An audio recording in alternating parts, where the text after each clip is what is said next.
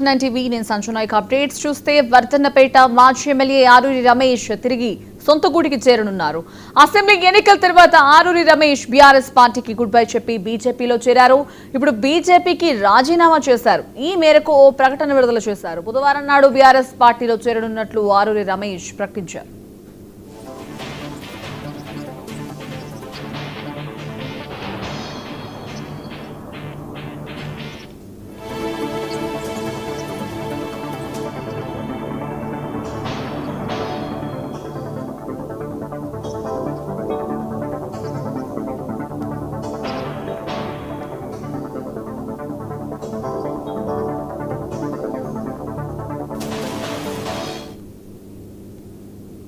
ఇక వర్ధన్నపేట మాజీ ఎమ్మెల్యే ఆరూరి రమేష్ తిరిగి సొంత గూటికి చేరనున్నారు. అసెంబ్లీ ఎన్నికల తర్వాత ఆరూరి రమేష్ బీఆర్ఎస్ పార్టీకి గుడ్ బై చెప్పి బీజేపీలో చేరారు.